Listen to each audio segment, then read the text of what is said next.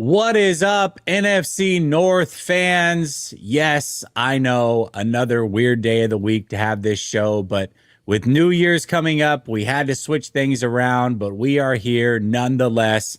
Rough week to be a fan of the NFC North. A lot of losses going on, but we did have one winner, and it probably wasn't who you would have expected going into this week.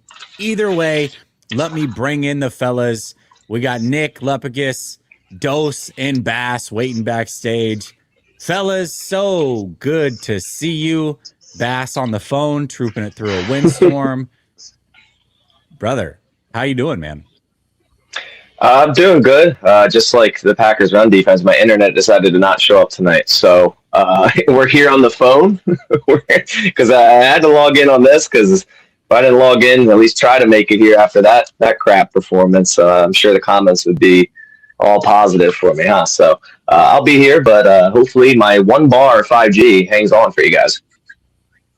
All right, well, there you go. There you go. Speaking of 1 bar, he's not here today. Lepicus, how you doing, brother? I'm feeling great. 4 in a row. We don't need a left tackle. We need a right tackle. We need a quarterback. We still dominate the Lions on Christmas. 3 net passing yards, and we still get the dub. It's crazy. Yeah, absolutely. Dose, sorry, man. Your Lions are toast, man. But how you doing? I'm disappointed. I'll be honest with you. You know, this would have been a good week to miss, Jesse. I'm gonna be honest with you, man. All this, the wind and stuff. I wouldn't be mad if my internet goes down at this point. At some point, if it just goes down and something just happens. But I'm here right now, man. It's good to be here. Nick, I know your team lost, but that might have been game of the year, and the Bears just clinched #1 in the NFC North, man. How are you feeling? First of all, it's been a long time coming to be in this position that I'm in right now. Because when we started the NFC North Roundtable, shout out to the guys, I was always at the bottom, and no one thought I would be here today where I'm at. And the Bears, man, shout out to the Baltimore Ravens. Sorry, Bass. I know that was a rough one, but Bears getting the NFC North, Kings of the North. Tough game this past weekend, but I'm not mad about the loss. That game was absolutely electric, and like you said, potentially game of the year material. So super pumped about it. But yeah, it's a nice feeling. First time winning the North in 7 seasons, and hopefully it's just the beginning of it. As a wise man once said, you started from the bottom and now you are here. Good to see it, Nick. Glad that your Bears are atop of the division. All right, let's talk about the Lions versus the Vikings. The Vikings sweeping the season, absolutely owning the Lions, finishing the season extremely strong. And Lepicus, I gotta know, because we see this almost every year. There's always a team that finishes the season strong, that doesn't make the playoffs, but they are a team that usually the next year you can look out for to be hot, be a good team, possibly even win their division, and almost come out of nowhere. Maybe that can be the Vikings, but you guys go in there, like you said, no starting left tackle, no starting right tackle, no starting quarterback. They're all out. You got the backups in, and it doesn't seem to matter. You beat the Lions, who were a desperate Lions team. They had to have that win. And the Vikings just keep on rolling, brother. Talk to me about what you saw from this game. Well, it's all about the defense. What Brian Flores had cooked up. Andrew Van Ginkel was on another level. We had 6 turnovers. Harrison Smith is playing like he's 5 years younger. He's had this resurgence the last 4 weeks. It's so fun to see because this might be his last game on Sunday. And the dude is playing like he was, 4 or 5 years ago in his prime. And he's having fun. And Dallas Turner was getting pressure. But it's all about this defense. Jared Goff had no time to do anything, especially when Penny Sewell went out. Then it was just absolute mayhem. The 6 turnovers was insane. Giving the Vikings offense the ball, like at midfield, even across a couple times. The offense was so bad, they could only put up 23 points. This should have been about a 42-point offensive performance for the Vikings if they had J.J. McCarthy playing. That's not even like I'm not giving J.J. McCarthy props. Like, that's how bad Max Brosmer was. Like, 3 net passing yards. He took 7 sacks. 5 of those are probably just because he wouldn't throw the ball away. One of the worst quarterback performances I've ever seen in my life. And the Vikings still win this game. I didn't give them a chance. I didn't think there was any shot to be able to score enough points to keep up with the Lions in this one. But this defense, man, it was just absolutely nuts. Brian Flores, you mentioned about what was carrying over to next year. I mean, if Brian Flores is back, yeah, 100%, I think we can do that. Sounds like Dallas is coming after him. Vikings are trying to extend him. He might be in the head coaching circuit. So if we lose him, this momentum could go out the window. But man, he's got this defense playing on an absolute different level. And the real shame of it all is we can't take this defense into the playoffs. I mean, it's got one more game against the Packers, who we're having 6-point favorites against right now. And I mean, it's just sad.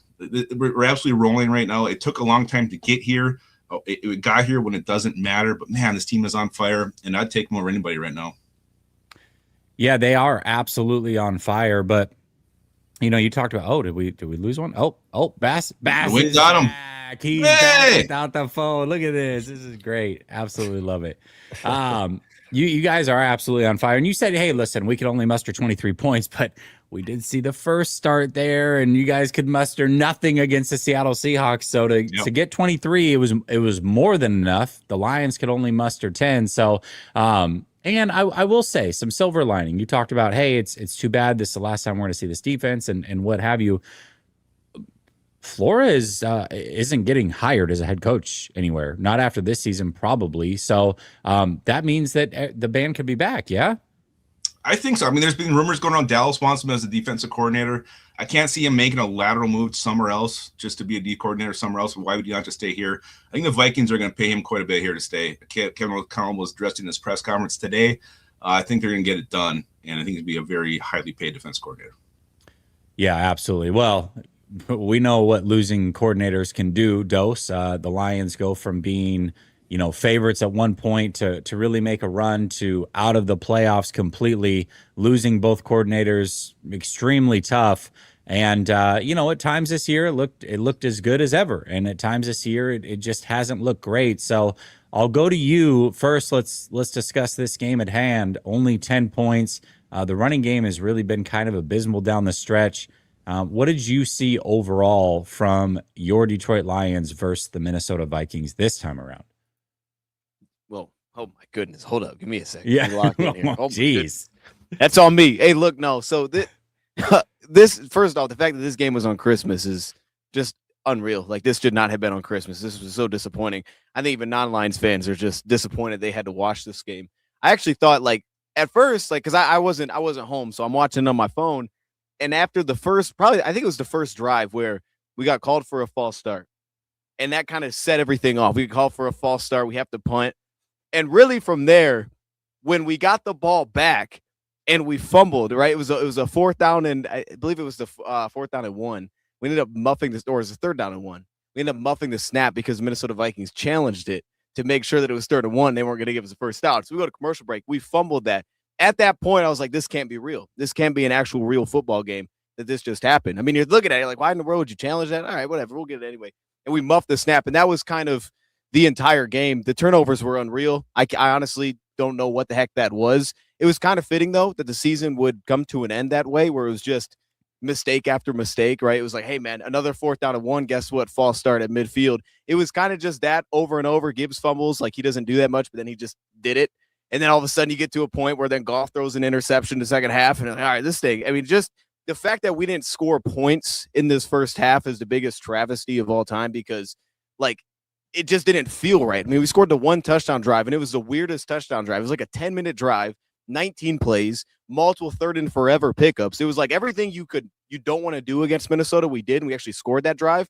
Meanwhile, every other drive where, you're right, our run games continue to be so disappointing. We haven't had explosives in the run game in weeks. We haven't gotten Montgomery going in a long time. Yet in the first half, it was manageable. It was like 3 and 4 yards every carry. And you're like, all right, we can kind of get away with this. This is going to work. But instead, we turned it over every single time we had it in some different way. Then by the time we get to the second half, after the pass protection, I mean, we didn't pass the ball worth anything in that first half. I mean, you had the one drive, but our pass protection was all messy. As Lubbock just pointed out, the pressure that they always bring. They always stack line of scrimmage. I don't know what we were doing. We weren't even getting ourselves a chance. We were just dealing with it. It's like, hey, man, we can't block everybody up here. Just send them. And it's like, okay, we have no plan for this. Second half, I felt like they found a little bit of kind of an idea a few times of what to do. And then the run game just kind of, again, fell apart. Didn't execute any of the pass plays that were actually there. Everything was just a mess. And then, of course, the dagger, it had to be the dagger, was a jet handoff for a touchdown. It was just so fitting, because it's essentially what's beat us the last few weeks as well, which is poor defensive back run support, leading to massive runs on the other side. It's like the inverse of what I know this Lions team to be, where Jahmyr Gibbs is going to pop a run at some point. That's how we beat the Vikings in the past. He'd pop a big run. We don't have those anymore. The other team breaks a huge run. It goes from 5 yards to 50 or 80 or whatever it was in this case, because our defensive run support, defense back run support isn't there, just at the worst time. So this was just disappointing because it felt like a few things were actually kind of coming together a bit, and they should have. As Lubbock has pointed out, I mean, they had like 50 yards passing. To lose that football game is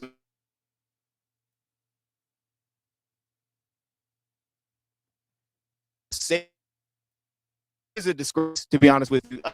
I'm okay with it, though. I sit back, it's like it's disappointing. This week would matter. Probably wouldn't. I assume Packers going to win this weekend. But at the same time, I'm not super upset. Like, this is how it was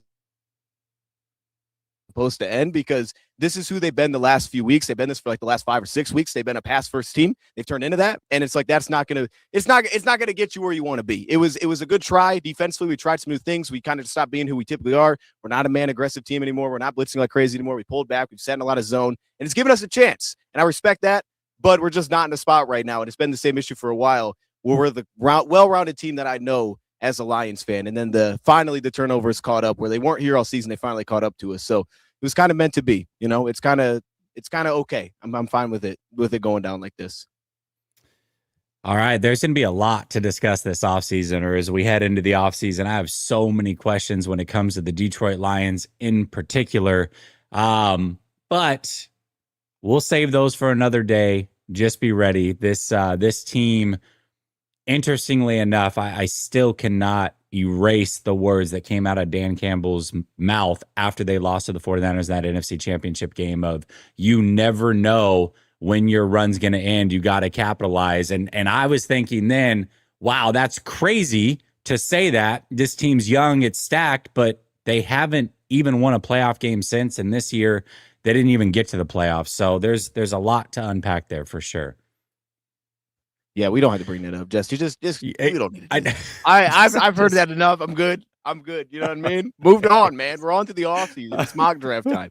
Let's do a little draft segment. Everybody down for that or what? A little draft segment? Yeah. Draft segments already. Well, listen, we do have a guest backstage. Normally, I would wait till the halftime show to bring in somebody on the Patreon hotline, but this time, Bears number one. I don't know. I feel like Bears fans deserve the spotlight right now for winning this division. So we're just gonna switch the angle of the show and bring him in right now. Let's see what he has to say. What's up, Bears? Yeah, man, I'm a huge Bears fan. I've been representing the Bears for a while. Nick, you do a great job, man. I just love you, Nick. I met Dion and Bass at the draft, and they kept telling me that the Bears were not going to do anything this year.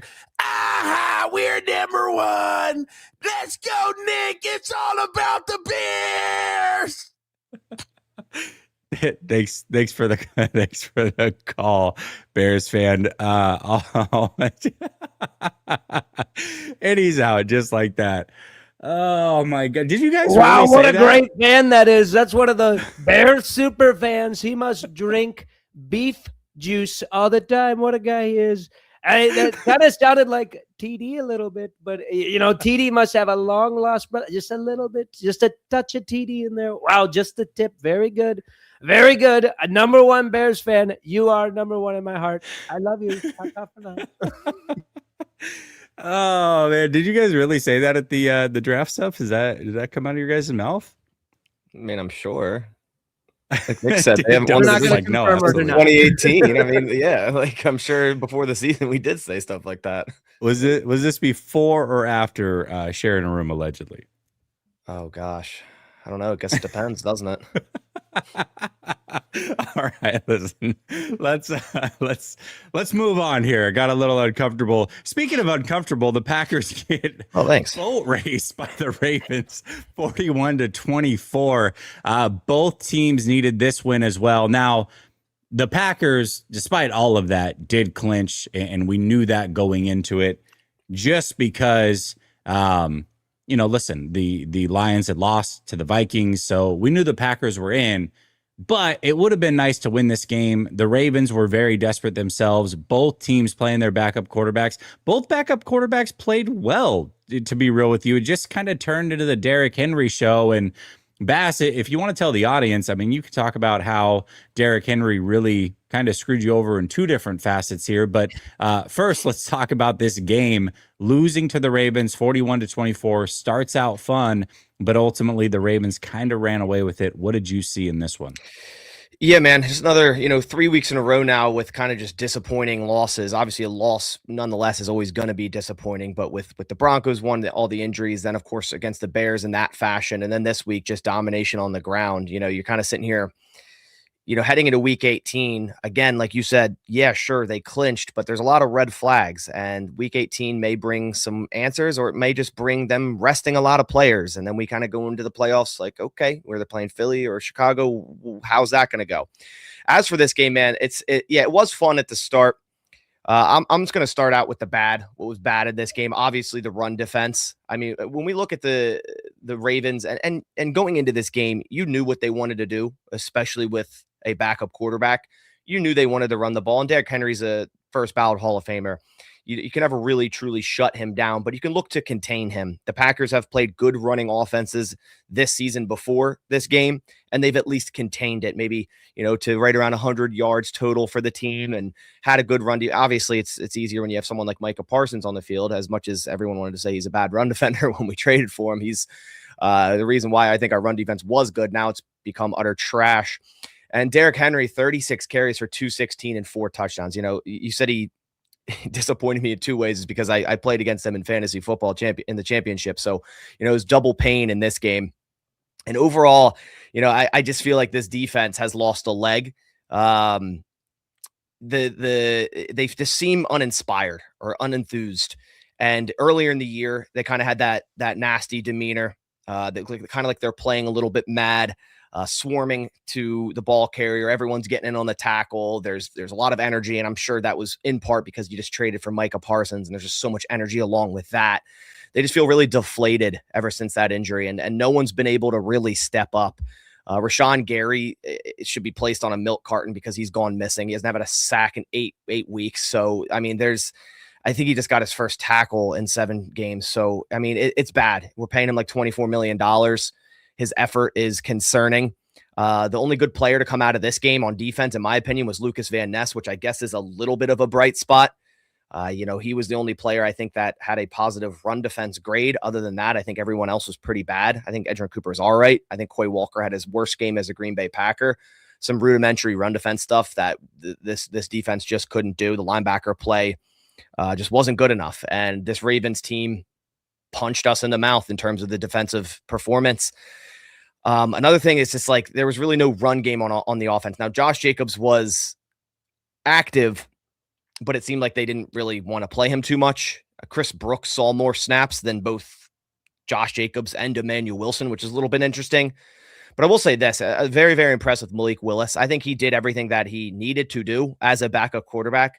I think a lot would agree that this guy earned an opportunity to start at quarterback for another team next year. If you guys didn't know, he's on the last year of his contract. So obviously I think the Packers won't be able to pay him the money that he's going to command. And I think he is going to have the opportunity to fight for a job somewhere. I think he's earned that, finishing 18 for 21, his adjusted completion percentage, things that are out of his control, such as drops, was actually 100% in this game.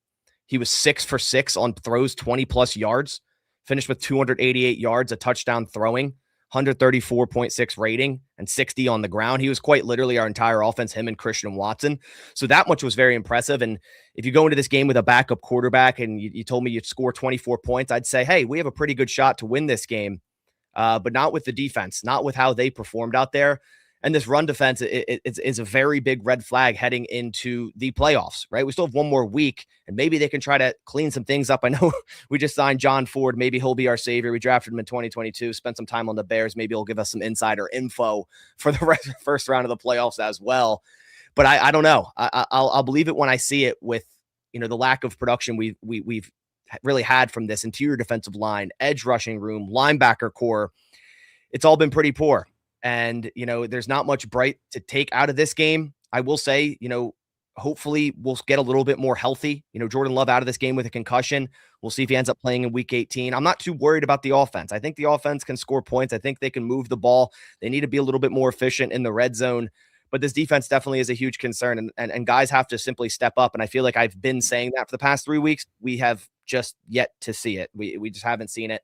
Very unfortunate win here in a game that, yeah, sure, didn't quote unquote count for something, but it did, because the Bears lost to the Niners last night. And if the Packers had pulled this one off, we'd be talking about a game for the NFC North in week 18. Lions versus Bears. If the Lions win that one, if the Packers were to beat the Vikings, they would win the North. So didn't even give themselves that opportunity. They put on a terrible show on Saturday night, and just want to erase that one out of my mind for sure. Well, how worried are you overall? Because this is what, the third game in a row that they've lost, and it's not just losing the games, but they're losing big time players throughout the course of these games as well. The playoffs are right around the corner, and you know as well as I do, Bass. I mean, the playoffs is literally all about who's the hottest team going into the playoffs, who's playing their best football then. It has nothing to do so much with the record. And right now, the Packers are anything but hot. I mean, they're in a bit of a slide here. Not ideal going into the playoffs. I mean, whether they play their starters or not, a win is almost kind of needed just to get the confidence and the swagger back. If they go in on a 4-game skid, that's going to be tough to overcome, yeah? Yeah, it definitely is. And they're kind of between a rock and a hard place, because it's like, hey, they have so many injuries, like 40% of the rosters on the injury report. So you would think, okay, you have to rest players. You have to get healthy. But I kind of agree with you, Jesse. You know, if you have a terrible week at work, or you just do horrible at your job, do you think you deserve PTO for the next week? Like, no, get your ass back in there and try to build some confidence. Try to fix what you just messed up in. So to me, it's like, I don't think anybody on the defense, outside of maybe a couple veterans that have been putting in their all, to have off against the Vikings. I agree. I think morale, momentum, all of that is a big thing heading into the playoffs. So I get the one stance of like, hey, maybe we need to rest some players to get healthy. We can't risk Jordan Love getting another hit to the head. We know as you get concussions, they seemingly become easier to get every single time. Josh Jacobs hasn't been able to really get healthy. So it's like those guys I get, like, okay, we could maybe sit them, but everyone else on the defense that couldn't stop anything last week, like, get back out there and try to build a little bit of momentum. And it could go two ways. I don't know if JJ McCarthy's going to play, but it could go two ways. If it's Brosmer, we could either look great or we could look terrible, and then we're even worse, in an even worse spot going into the first round of the playoffs. But yeah, it's kind of a mixed thing there for a lot of fans, if they should sit or if they should play. Absolutely. I definitely could see the argument for both. Curious to get your thoughts on who you want to play in the playoffs, what you're kind of expecting. We'll get to that here in a bit. But Nick, we got to get to you, man. Last night, Sunday Night Football, Bears, 49ers. What a hell of a game that was. Obviously, I'm smiling ear to ear. I'm a 49er fan. But gosh, was I impressed with the Bears too. That was arguably game of the year. We have a game like that, it seems like, every year, where teams just play each other. It's a shootout. You can't stop anybody from scoring. And that was last night's game. I don't know if that's what I expected, but just as a football fan, it was fun to watch. I don't think the Bears have any reason to hang their head. That was just a hard-fought, good game.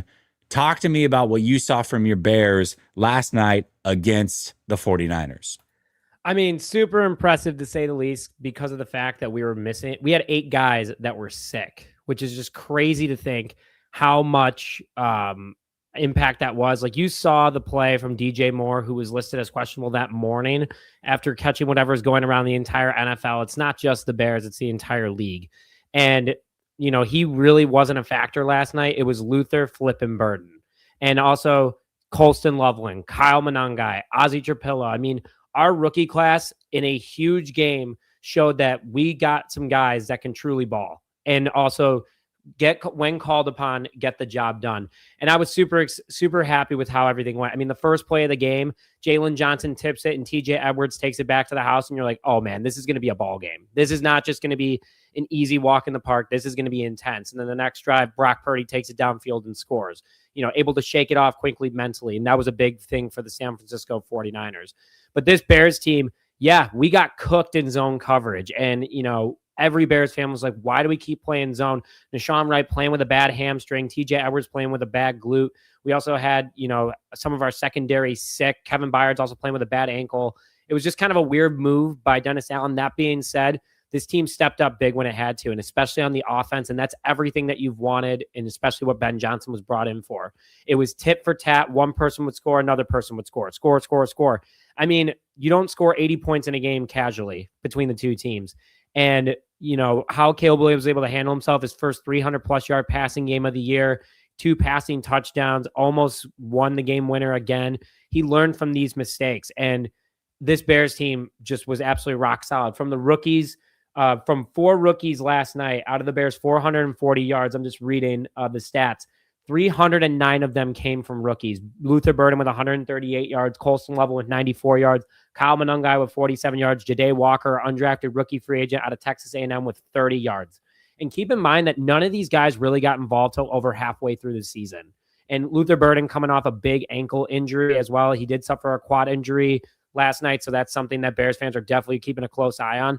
But at the end of the day, this team stepped up when it needed it. Next man up mentality. We lost Noah Sewell last night to an Achilles tear, so he's out. This Bears team, though, this was definitely the hardest matchup of the year for them. On the road, Sunday Night Football, young team.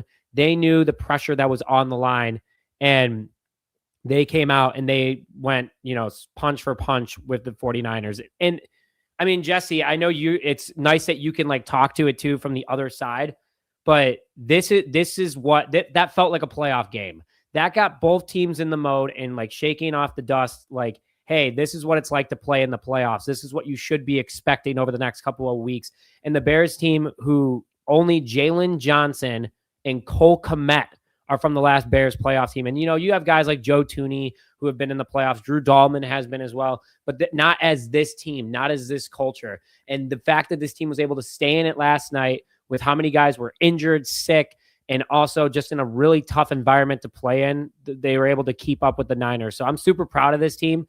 It definitely makes me feel a little bit better about going into next week against Detroit, which the Bears can still get the number 2 seed, whether the Bears win or Philadelphia loss, which that's a big ask against the Commanders. But overall, what a game. Definitely game of the year so far. Happy that the rest of the NFL is recognizing that too.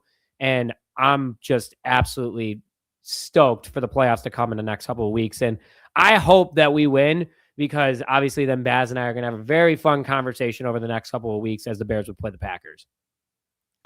Yeah, that would be, I mean, we need it. We could feed families for generations that are NFC North fans if we can get that matchup in the playoffs, especially if the Bears win. That would go crazy. I do have to ask you, though. So, I watched a lot of football. Obviously, I was more in tune last night than ever before. So when it comes to the Bears, 2 questions for you. One, are you worried at all about this defense? We've talked, it seems like week in and week out, injuries all over the place with the linebacking core and secondary, and we'll see if they can get healthy, but it seems like every time they do get healthy, you lose another player. And last night, that was a 49er team that didn't have George Kittle. They lost Trent Williams literally on the first play of the game. And yet they couldn't even slow down the 49ers outside of the very first pass in the game, pick 6, looked bad. But then from that point on, Brock Purdy and company just rolled downfield at will. Are you concerned at all about that defense? Yeah, a little bit, because of the fact that we do have so many different soft tissue issues on that defense. And it's been, no pun intended, in regards to Noah Sewell. It's the Achilles heel of this defense. And it's just so annoying because of the fact that we aren't ranked the best. We have one of the worst pass rushes in the NFL. We lost Dio, who we paid a ton of money to. We should have paid somebody else at the moment, it looks like. Austin Booker played really well last night, but you can't just have 2 of your edges. In today's NFL, you have to have multiple rotating. And the fact that Brock Purdy was able to literally look like Lamar Jackson out there and just get out of the dirtiest play that he had was when, who was it? It was Montez Sweat and I think Andrew Billings were about to just absolutely sandwich him. And he just goes, hang on, hold my beer. And then just ran forward. And I'm like, oh my gosh. And, Jordan Love can do that. If Malik Willis, I don't know, Baz, if it's going to be, if Love's coming back this week, but or he'd be back for the playoffs. But if the Bears do play the Packers, that's another guy who can rush it. He did it against us last Saturday night. And the Bears, that's just a huge problem for them, is that because of the scheme that Dennis Allen runs, which is fun to watch at times, it also is super dangerous, especially after these speedy quarterbacks. And if you look at our potential opponents, Matthew Stafford, okay, that one's not too bad, but the Packers, Jordan Love and Willis both can rush the ball. Sam Darnold, he's got some wheels on him too when he needs it. And then who's the 49er, Brock Purdy, we'd have to deal with him again. That's a huge problem, and that kills momentum, and especially deep in the red zone. This defense is, in the 20s in all their major categories. So it is a little worrisome. We might lead. It's so weird. We lead the NFL in total takeaways right now, but also we're like one of the worst in multiple categories.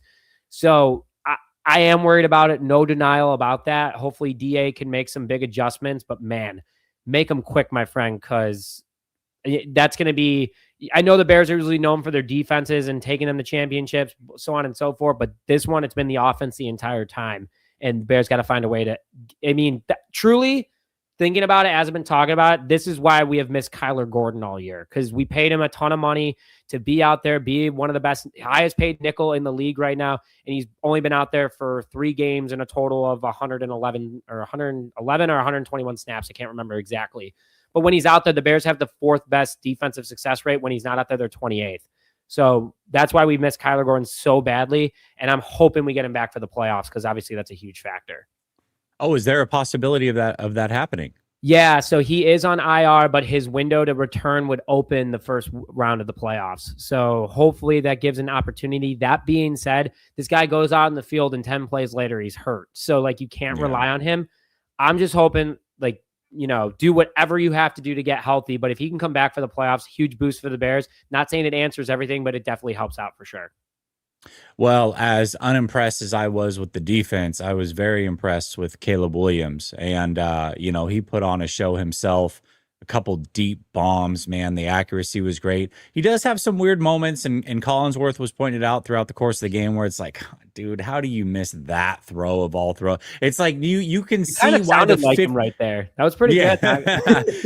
Yeah.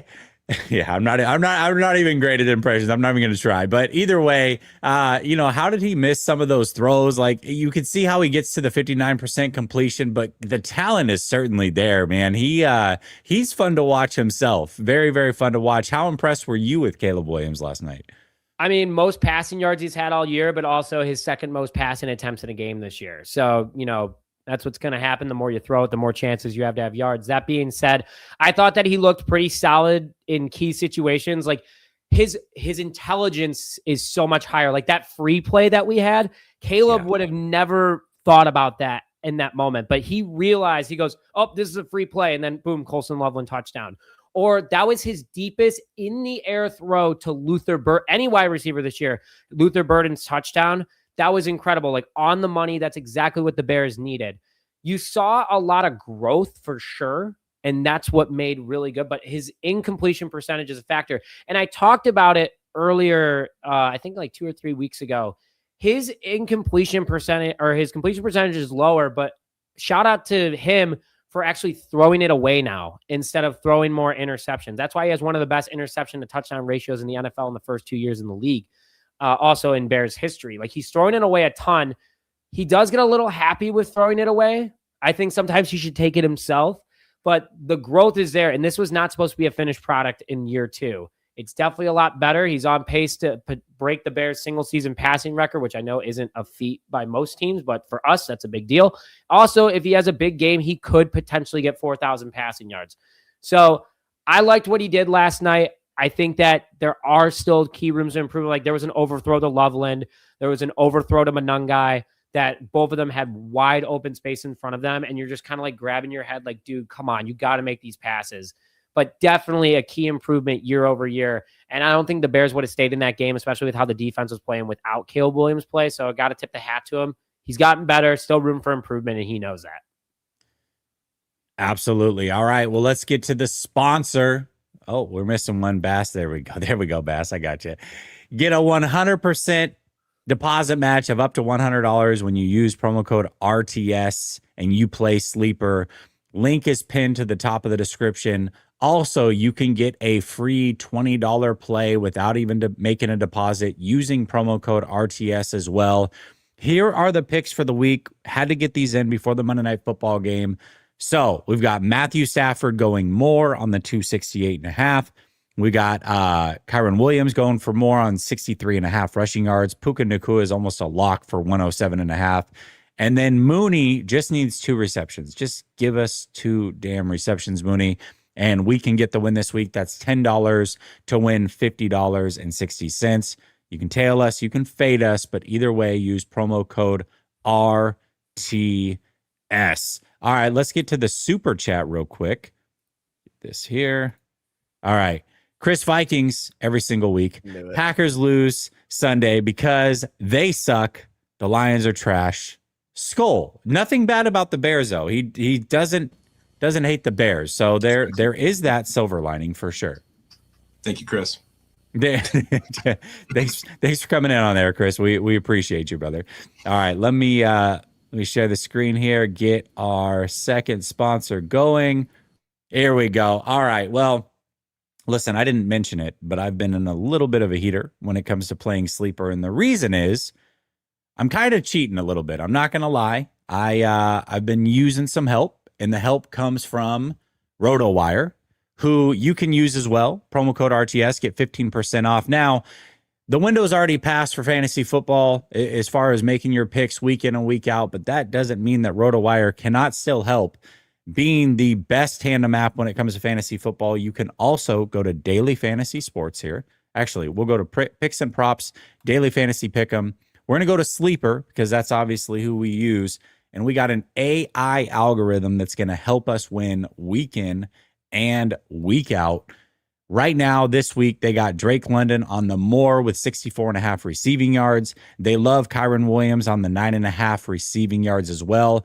What they don't like, if you're going to get in on Monday Night Football, is they do not like Kyle Pitts to go with more than 54.5 receiving yards. So they're saying take the less there, and they got it all the way through every pick, every single game, not just with football, basketball, everything. They've got it here. The AI algorithm has been fantastic. It certainly has helped me, and it can help you too, whether you use Sleeper or another app. It doesn't matter. They've got you covered. So check them out. Promo code RTS. Get your 15% off. All right. Let's get to it. Guys, I cannot believe it. We are already here. Final week of the regular season. Schedules are set. We got Saturday football. We got Sunday football. And then we are in the playoffs. And what we do know is 2 teams from this division will be in the playoffs. We don't necessarily know the seeding yet. We will talk about that. But we do have 2 games within the division, starting with the Packers versus the Vikings, 1 p.m. Eastern. We're going to go to you first, Lepidus. Now, you guys are on an absolute heater. We've talked about this. Curious to get your thoughts on it. Actually, let's go to the guys that are not in this game. Then we'll get to you, Lepidus. Nick, we'll start with you on this one. Packers, Vikings, 1 p.m. Eastern. Who do you have winning this game, and what's your score prediction? You know, again, Packers are in the playoffs. I think that, and Baz, correct me if I'm wrong, I don't think you guys can get any higher seeding. Like you're 7. You're Just 7 no 7. matter what. Yeah. I could see the Packers potentially sitting some starters here, just to keep it safe. But also the Vikings are red hot. I mean, 4 games in a row up against. And wait, is it in Green Bay or is it in Minnesota? It's in Minnesota.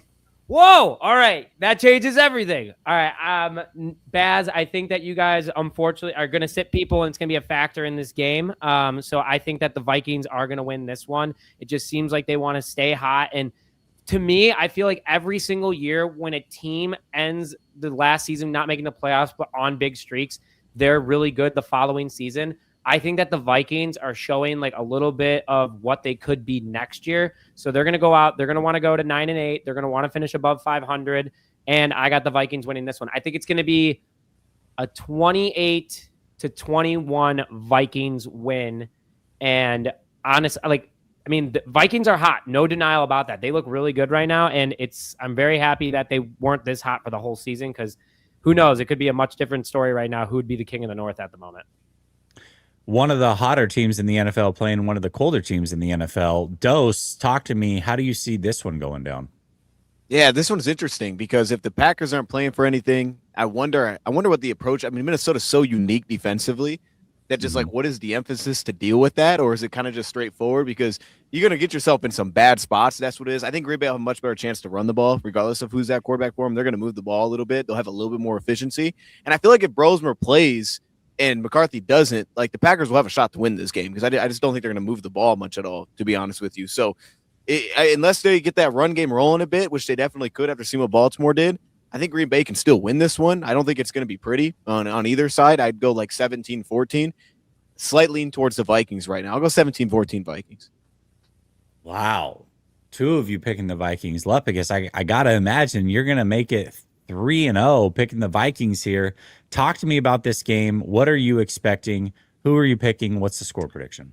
Yeah, and I think the big X factor, big question mark is who's going to be the Vikings quarterback. KOC did say McCarthy has a chance to play, but if it's not him, I mean, would they go to Brett Rippon? Would they put Brosman back out there after what we saw last week? I don't know. Sounds like Brian O'Neill could come back. Sounds like Aaron Jones could go. Jordan Mason might come back. TJ Hawkinson might also have a chance to play in this one.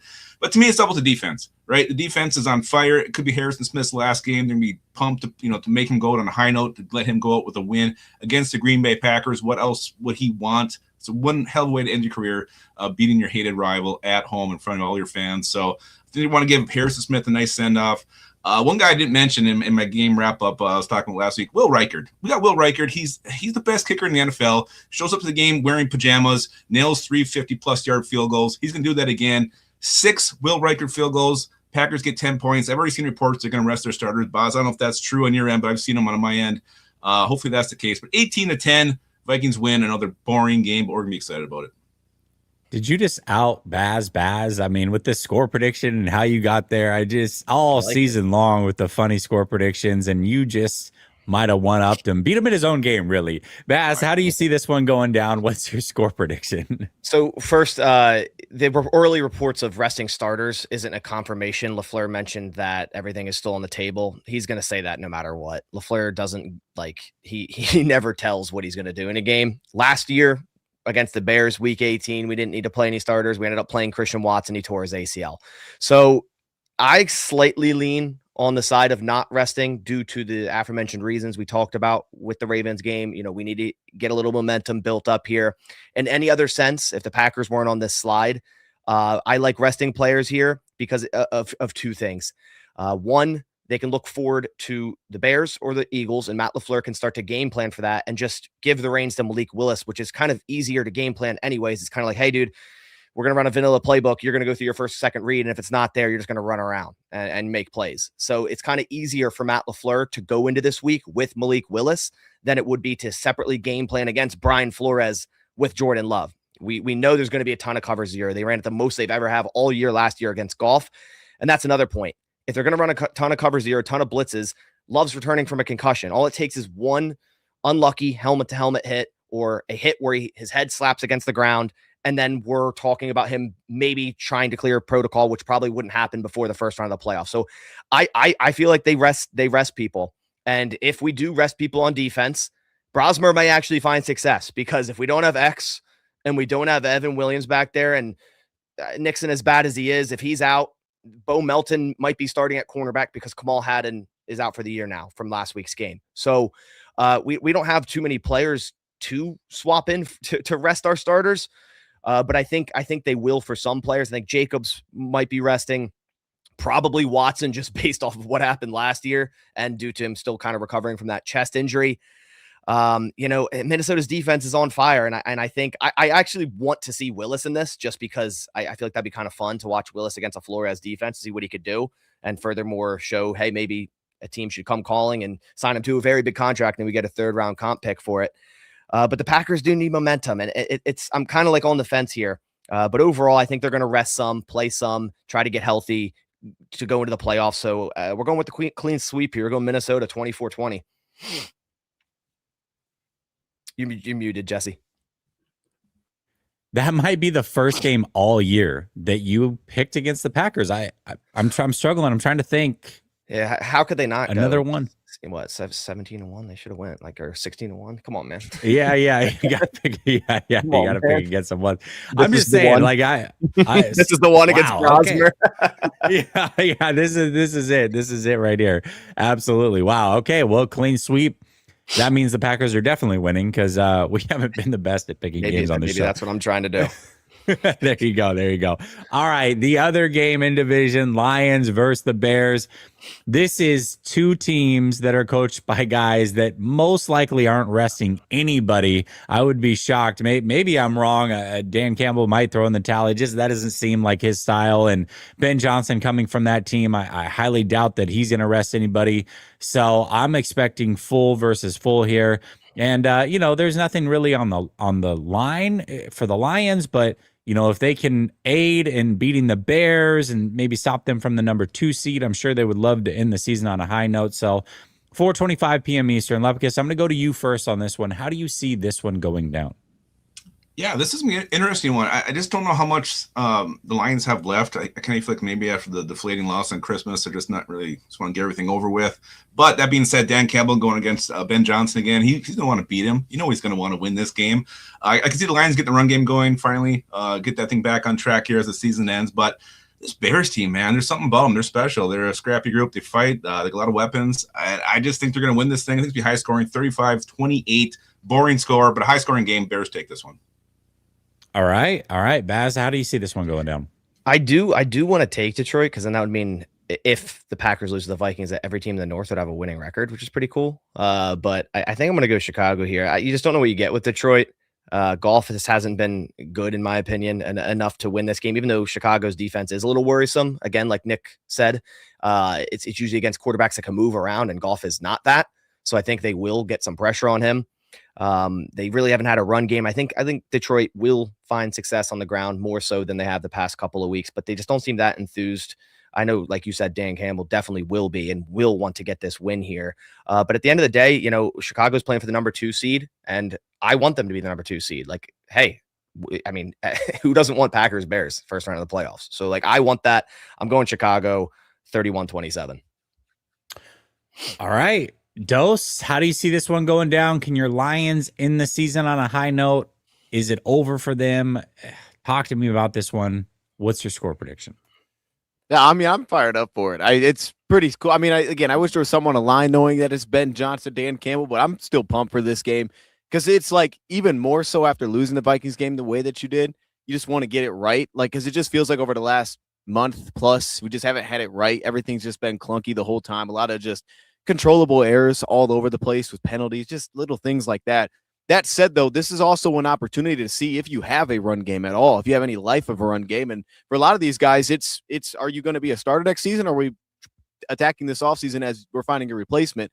And I think a lot of that's going to start up front. And playing the Bears, we ran the ball really well last time we played this team. Feels like the last time we have ran the ball well. We've only done it a few times this year. So I think it's going to be effective. I think Gibbs is going to have a big game, and I think Chicago's going to score like crazy against us because, one, where we're at a corner right now, I don't think we're going to match up as well one-on-one. I think Swift is going to have a pretty good game. He did last time we faced him as well. And I think if that's the case, Goff's going to have a really good game as well. I actually think he's been playing really good up until the Vikings game, and we had some bad mistakes in that one. But that said, I think it's going to be high scoring. I think there's going to be a lot of points. And I think the Lions, they have a chance because they will run the ball well. And it will just be different. It'll all look different for that alone. But it's going to come down to probably what it in some ways came down to, but not really because we were so bad against Vikings. But in some ways, like, okay, do we get a turnover? Because, Kirby got one last time. He kind of flipped it. That was like the difference in the game.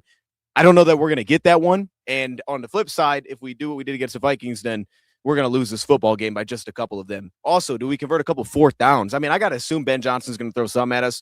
We beat him like 30 last time. There's no way that he ain't coming out here going to look crazy. He probably wants to blow us out, and that makes a ton of sense to me. I would too. So for that reason, I think he's going to throw some trick stuff at us. I expect Lions to go for it on every single 4th down possible. I think it's going to be an awesome football game. I'll say Lions win at 42-41. Oh, God. Could you back-to-back awesome. weeks?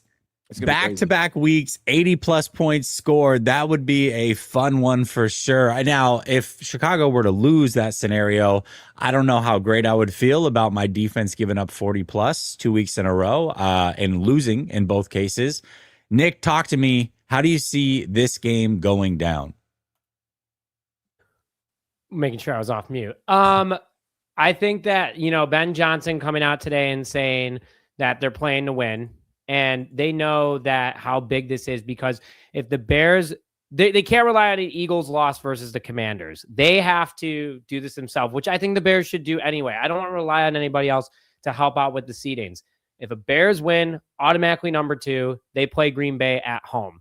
If they lose, there's a ton of scenarios. I think I have them. Okay. If the Bears lose, Philadelphia wins, Seattle wins, and then the Rams win out, we play the Niners, which that would be a pretty electric, Jesse. And then I think it's the other way around. Depending on who the matchup between the Seattle Seahawks and the Niners, that'll be whoever Chicago plays. And then the Rams just have to lose one game in order for them to win, along with a Bears loss and a Philadelphia win. It's just crazy numbers how we would play the Rams. But I think that the Bears would rather play the Packers in week 1. We know the team. We played them twice this year. It'll be at home. It'll be an electric atmosphere. I think it'd be fun for both fan bases too. But Ben Johnson clearly wants to finish with a better seeding because that also helps you out for the rest of the playoffs. And, the number 3 seed, you could still potentially you have a higher chance of being an away team versus the number 2, obviously. Quick, easy math right there. Ben Johnson's going to go out because we got whooped by the Lions last time in week 2. He's going to want to go out there and show we are a better football team. We can play with anybody. I want to take down my former team for the first time as a head coach of the Chicago Bears. So I think it's going to be a really intense game because Dan Campbell's got nothing to lose. Those guys are going to be hitting hard. They're going to want to send a message. They're going to want to send the Bears into the playoffs, hurt or not hurt, but like banged up, sore, and they don't have obviously the number 1 seed, so they won't be able to rest. This is going to be an intense game. All the tricks are going to be brought out. It's going to be fun. It's a 325 game at Soldier Field. And right now, the weather in Chicago, it's back to being cold again versus our weird warmth that we had. I got the Bears, though. You guys know me. I never root against them. But I think it's going to be a high-scoring game. I got the Bears winning this one 35-32. Oof, another fun game for sure. All right. I have a couple playoff questions for all of you guys. First, we're going to go with the 2 teams that are in the playoffs. So Bass, Nick, I'm going to come to you guys. Bass, we'll start with you. We know the scenarios. It looks like it's either it's going to be the Eagles or it's going to be the Bears. That's the scenario. Who would you rather play round 1 and why? It's got to be the Bears because, again, we know them. We've played them twice, and our loss against them, Jordan Love went out with a concussion, and it took absolute miracles at the end of that game for them to win it in overtime. And that's in their own house. And I know that sounds like an excuse, but that is the facts. Like it took all of that, took Romeo Dobbs dropping a wide open onside kick. Do you expect that to happen again? Obviously things are going to be different. Teams are playing different, but I don't know, man. It's just, that's how I feel. It's NFC North. Hey, why not start it with that, end it with that? That's up for either team. That's just how I feel.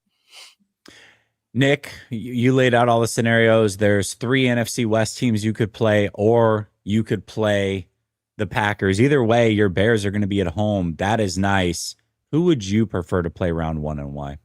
I want to play Green Bay. I think it would be so electric just for, like Baz was saying, to play in the NFC. I think that would just be an electric game. These 2 teams know each other, so it's going to be so hard to like pull out the tricks. They also know the weaknesses too. I would love nothing more than to play Green Bay. We just saw what it was. I don't know how San Francisco would perform in the cold weather, but these guys, obviously, adrenaline's going to be running through them. It's the playoffs. They're going to be going all out. I don't want to play the Rams, though, or the Seahawks. We haven't played either of them this year, so we don't know those teams, which is a good and bad thing. It would be nice to kind of play San Francisco. If I had an order, it would be Green Bay for sure. That's who I 100% want to play. San Francisco, Seattle, LA, from who I want to play to least want to play. But give Green Bay. This show would be absolutely electric to start things off, but also, like Baz was saying, start with the North, end with the North. It'd be quite a way to not only for first week of playoffs, but after, for just discussions and the futures of both teams. I would love it. Well, we basically have the playoffs figured out for the most part. Who's in, who's out. Now we know in the AFC, the Ravens and Steelers are going to be playing to see who gets in. We know in the NFC, we've got the Bucks versus the Panthers. They're going to play to see who gets in, but the other 6 teams on each side are decided. We just got to figure out seeding. So we did this at the beginning of the season. I'll give you guys a chance to revise it here. Lepkes, I'm going to start with you. AFC, NFC, who are the teams that come out? Who do you think we see in the Super Bowl this year? So, all right. I'm not doing this to kiss your ass or anything, Jesse, but right now, to me, the 49ers, you got to be the hottest team going to the playoffs. And I think they're going to be the hottest team going in. So they're my pick for the NFC. They're humming on all levels here. Brock Purdy's playing out of his freaking gourd. So I'm going to go with the 49ers for the NFC. And then AFC, I know he's a young quarterback, but Drake May, man, looks like the real deal. And these Patriots, their defense is good. They can run the football. May's just a beast. I think we're going to see a 49ers Patriots Super Bowl. Wow. First prediction in the chat had the exact same thing. That's pretty crazy. Yeah, no. It came up like as you said it. So you definitely weren't. All right, Dose, talk to me. Who's your pick for the Super Bowl, AFC, NFC? Oh, that's good stuff, man. No, I think in the AFC, for me, I like the Jaguars, but I'm not completely off with the Chargers. Like, I just know they're so beat up, so I can't completely buy in. But if they were healthier and I knew they were healthier, I'd probably lean Chargers. But I'd say the Jags right now, that's the team. I just feel like they're super well rounded. I love how they're coached. And then on the other side, I would say the Rams. I think what they can do up front, they put themselves in a position where it's hard for them to feel like they're ever off script, and I think that's just tough to deal with in the playoffs. But they have a lot of guys out tonight, so I don't know. Maybe they're going to be beat up heading in. All right, Baz, who are you picking? Yeah, so when we're taking a look at this, as much as I'd love to sit here and say Green Bay, like they have to show me that they can make a run in the playoffs, and obviously it has to start with that. So we'll wait until we get to that point. But right now, it's Rams in the NFC. I just feel like they're a very well-rounded team. And in the AFC, I agree with the Patriots. Vrabel, what he's doing over there, Drake May, he's playing out of his mind. I'm just hoping if it was that, it won't be like the was it 2019 Super Bowl, that disgusting one that I turned off at halftime. It was like 13-3 overall. It's terrible. That was Rams Patriots. So obviously completely different teams. But yeah, that would probably be my Rams Patriots. All right, Nick, what about you? I mean, optimistic side of me, Bears, because ironically, 40 years ago, the Bears and the Patriots played in the Super Bowl. And I think that'd be pretty electric 40 years later to do it again. That being said, I think the Bears, again, this was a growing year. I think it's great that they made the playoffs. I think the Bears could win a playoff game. But in my opinion, I hate to say it, Jesse, but like the 49ers, man, they just showed last night that they are just a dominant team. I think that it's going to come down to one of the teams in your division, Niners for my NFC, and looking over at the AFC, Patriots. Yeah, I think it's going to be Niners, Patriots, Super Bowl if it does come down to that. Those teams are just super dominant right now. They look great. But obviously I want the Bears, but that's probably the most realistic one right now from a who's hot perspective and who's most rounded. Wow. I didn't expect my Niners to be picked by any of you guys. Appreciate it. Thanks for the jinx. We're almost assuredly not going to make it, but I do like the love on the roundtable for sure. Well, either way, we've made it through the whole season, essentially 1 week left, and then it is playoff time. Fantastic season. I really couldn't have done it with a better crew. You guys have been amazing to host week in and week out. The NFC North is absolutely electric. Tons of primetime games all year long. It's been fantastic to be a part of it. The chat has been jumping all year. The growth of the channel has been amazing. So with that said, we got 1 week left. Can't wait to recap it. Cannot wait to preview the playoffs. So for Bass, Nick, Dose, and Lupkus, I'm your host, Jesse. We'll be back next week. Not same time, but the same place. We'll be back to our normal time, Wednesday, 6 p.m. Eastern. We'll see you then. Much love. Peace.